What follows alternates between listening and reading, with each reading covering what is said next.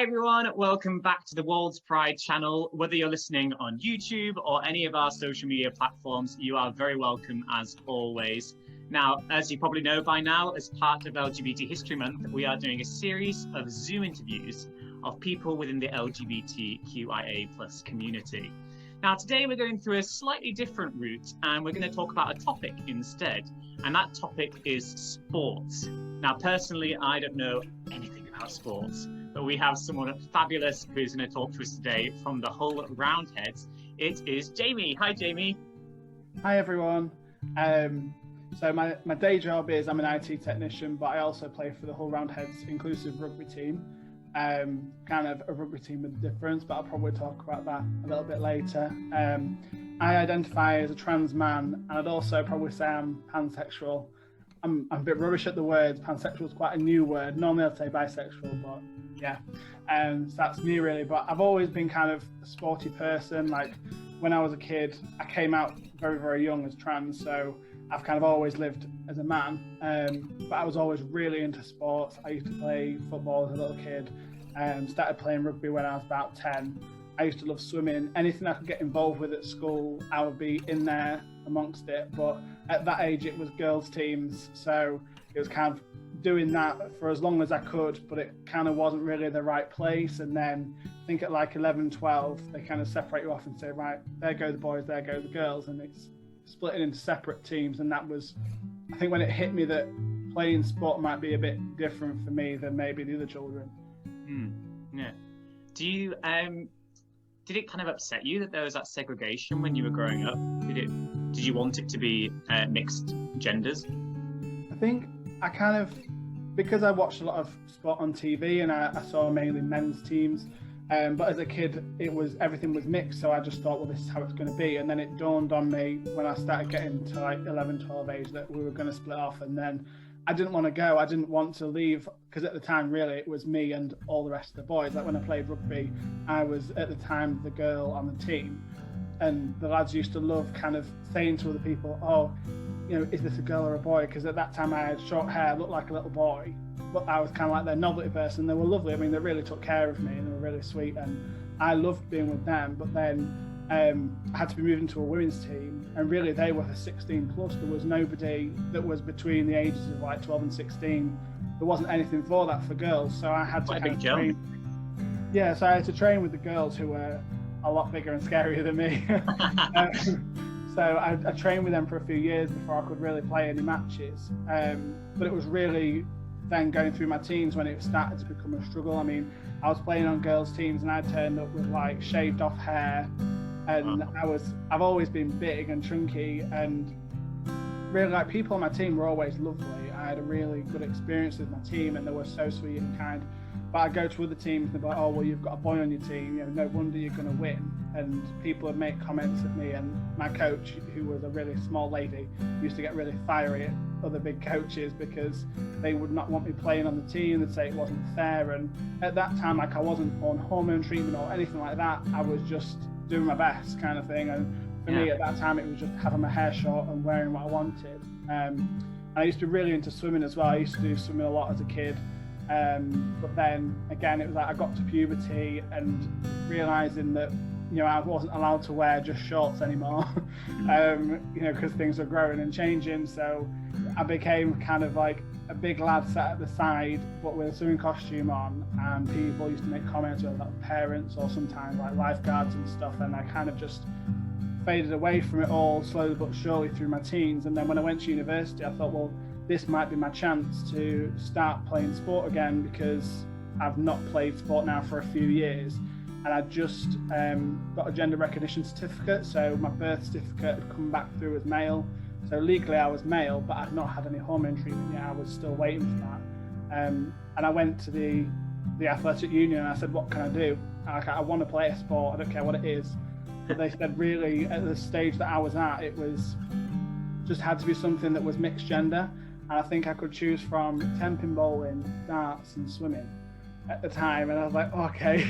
Only most choice. Yeah, I mean, I tried swimming, but it was either super athletic, skinny people, or there was people chatting at the end of the lane. And like, I'm quite a competitive person, and I didn't fit in with either crowd, so I kind of, again, just kind of drifted away from that. And at that time, I just thought, well, sport's done for me.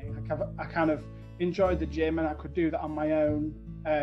It was a bit nerve-wracking at first, but I got used to it, and it was kind of just got into my own routine. But I presumed I probably couldn't join in with a team sport until I kind of fell upon the IGR community, which is the International Gay Rugby, and the inclusive rugby teams. I mean, I didn't know for years that they existed, but they have existed for quite a long time. And it was just through going to like Manchester Pride and seeing the Manchester Spartans team in the parade, all dressed up as Spartans, and thinking, oh my God, yeah, who are they?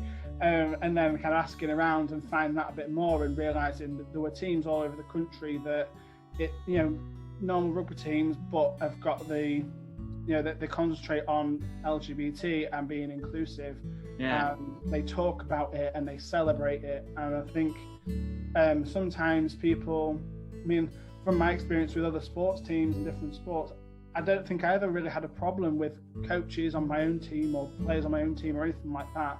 But I think I went in with that mindset of, oh God, it's going to be really manly men. It's going to be, we can't talk about sexuality. Everyone will be asking me about my girlfriend, and it'll be a bit awkward. And so it was part of my life that I just shut off. And as a little kid, I didn't really see anybody on TV or hear about on the radio. I didn't hear about LGBT people playing professional sport. There wasn't that person that I could idolize and think, oh, how amazing, look at what they've done. And only in recent years, there's like the odd person being coming out, and it's still, there must be something there going on in professional sport that makes it really difficult for people. And yeah, I think you hit it on the head when you were saying about that stereotype, people, the manly men, and being like, oh, who's your girlfriend? And I think that's what people imagine rugby to be most of the time. And I think it's really fantastic that you've found your tribe almost throughout the years, from your teenage right up until university and beyond. I think having those women, your small coach that stuck up for you, that was quite fiery, and now it's that LGBT inclusive team. I think it's fantastic you found that tribe where you feel like you belong, and you can openly talk about that kind of thing. I think a lot of people don't realise there's these kind of sports teams about. I mean, in the past few years, I've only just realised that LGBT rugby and things like that are a thing. I've never been aware of it really. So is this something anyone can get involved with, these kind of teams? Pretty much. I think like for our rugby team at the Hull Roundheads team, a lot of the other teams as well, they have like a touch team, so that's multi-gender. There's no rules about gender playing or your hormones, anything like that. It's really kind of free for people of all ages, identifications, anything, to go and play. Whereas with the full contact, it is a bit more complicated. It's a male-only team. That doesn't mean that trans people can't get involved, but you have to, like, I had to send off a form to basically the British equivalent of the FA, for rugby, to like the RFU, and then what they do is they ask you questions about kind of where you are with your journey, about hormones and things like that, and then a board of people has to decide whether it's safe or not for you to play. I mean, you go into matches smashing against other people, that's the reality. So they have to check all that, and then you get a letter back saying yes, we're happy, or no, we're not. I mean, personally, obviously I'm not like some big professional sports person, but I just kind of think, well, whether I was a girl playing rugby or a boy playing rugby, if you could come across a 7 foot, however wide woman who would be a wall, or a tiny woman, the same as I've played rugby against really small little guys and really big guys, and really your biological makeup, what difference does it make? I kind of don't understand. And I think especially with a contact sport, you go into it knowing that that's what that contact sport entails. Yeah, it's what you sign up for. Yeah, and why would you question it if that person, whatever that person has in their pants, why would you question it? What's the difference between a woman or a man or whoever it might be that's up against you? That's what you're signing up for. So I don't know, but it's one of them contentious conversations that I think in the last couple of years has kind of been firing up a bit more. And people have been talking about, especially at kind of elite professional level. But the inclusive teams are great because I mean, I always kind of felt like I couldn't tell people that I was trans. Like I tried a couple of like contact sports in the last few years and just kept it a secret. And in the end, I just faded away because I didn't have the balls, literally, to kind of say, oh, you know, this is what's going on. It doesn't just slip into a conversation. You've got to tell somebody. Yeah, it is.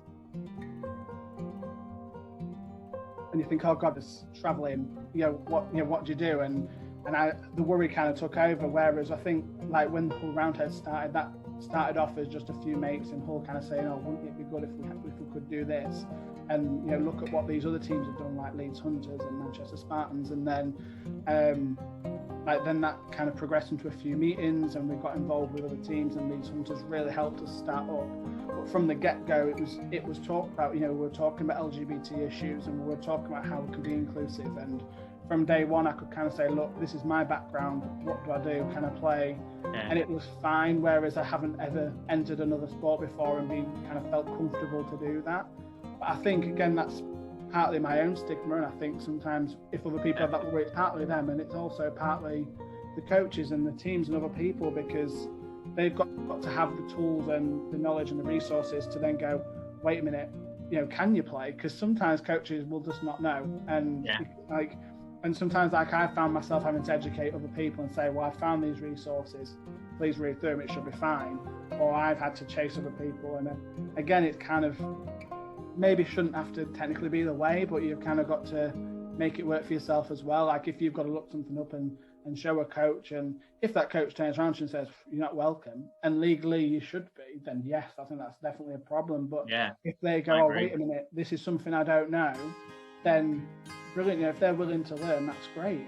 It's a fantastic opportunity to educate, and I think it sounds like that you've been doing that. I think your whole team has. I think it sounds like you've worked really as a collective to educate each other on each other's backgrounds and beliefs and sexuality and whatever you identify as. I think it sounds like a really diverse team you've got at the Hull Roundheads, and I think you're setting a great example for hopefully other teams in the future to get started and do their own thing within the sports world.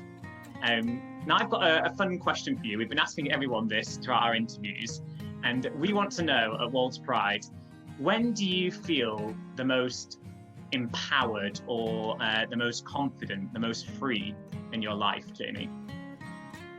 I think kind of when I'm kind of amongst everything. So like when I'm playing rugby, when I'm out there on the pitch playing amongst everybody else, and I kind of have no thoughts in the world apart from what I'm doing, and I'm just in there doing what I love. I think because for years, especially when I was young, and I grew up in a little village where there was nothing different, nothing diverse. And Very same as me.